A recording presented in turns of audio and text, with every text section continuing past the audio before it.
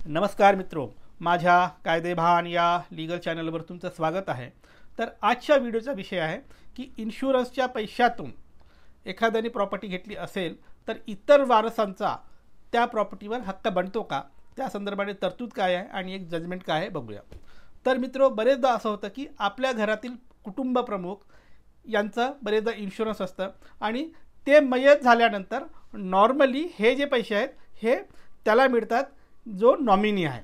आता असं समजा की तुमचे वडील किंवा घरचे वयस्कर जे आहेत ते मयत झाले आणि नॉमिनीला पैसे मिळाले।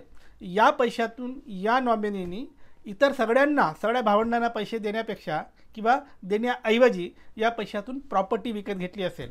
काय होतं या केसमध्ये, प्रॉपर्टी जर त्यांनी विकत घेतली असेल, त्याच्या खात्यातून पैसे जात आहे तर प्रॉपर्टीचं डॉक्युमेंट फक्त त्याच्या नावाने बनतं आणि जर एकाच्याच नावाने प्रॉपर्टी असेल तर पुढे त्यांचे वारस फक्त आमचीच प्रॉपर्टी आहे म्हणून क्लेम करतात। इतर भावंडाचे जे काही वारस आहे किंवा इतर भावंड आहेत त्यांना सहसा डावललं जातं। मग इथे कायदा काय म्हणतो? कायदा हे म्हणतं की जरी एकाच्या नावाने प्रॉपर्टी विकत घेतली असेल तरी ती प्रॉपर्टी विकत घेण्यासाठी जे पैसे वापरले ते पैसे वडिलांच्या इन्शुरन्सपासून किंवा इन्शुरन्ससाठी मिळालेले पैसे होते।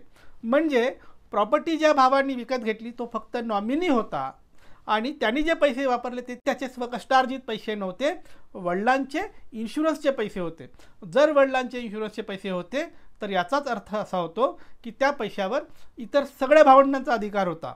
पण यांनी काय केलं, हा नॉमिनी असल्यामुळे ते पैसे वापरून यांनी स्वतःच्या नावाने प्रॉपर्टी घेतलं आणि प्रॉपर्टीवर याच्या एकट्याचंच नाव दिसतं। मग तो किंवा त्याची मुलं असं म्हणतात की फक्त आमचीच प्रॉपर्टी आहे। पण तुम्ही म्हणजेच कोण, इतर भावंड किंवा त्यांची मुलं जर हे सिद्ध करू शकत असतील की ही प्रॉपर्टी विकत घेण्यासाठी जे पैसे वापरण्यात आले ते इन्शुरन्सचे पैसे होते, त्या खरेदीदार भावाचे स्वकष्टार्जित पैसे नव्हते, हे जर सिद्ध केलं तर अशा प्रॉपर्टीचं इतर सगळ्या भावंडांमध्ये समान पार्टिशन करून मिळेल। थोडक्यात काय, जरी प्रॉपर्टी त्या एका भावाच्या नावे असली तरी त्यासाठी वापरलेले पैसे हे इन्शुरन्सचे पैसे असतील तर त्या प्रॉपर्टीवर इतर सर्व भावंड किंवा त्यांचे जे काही वारस असतील या सगळ्यांचा हिंदू वारस कायद्याप्रमाणे समान हक्क बनतो आणि ती लोक कोर्टात जाऊन दावा दाखल करून अशा प्रॉपर्टीमधला आपला जो काही वारस म्हणून हिस्सा आहे तो प्राप्त करू शकतात। बरं, यासाठी काही जजमेंट आहे का? हो, जजमेंट आहे। जजमेंटचं नाव आहे श्रेया विद्यार्थी वर्सेस अशोक विद्यार्थी, 2015चं हे जजमेंट आहे।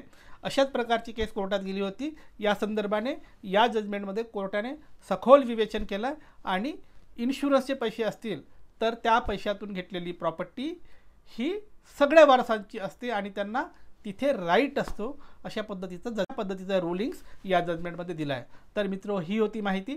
इन्शुरन्सच्या पैशातून घेतलेल्या प्रॉपर्टीवर इतर सगळ्या वारसांचा हक्क असतो आणि सगळे वारस आपला हक्क मागू शकतात।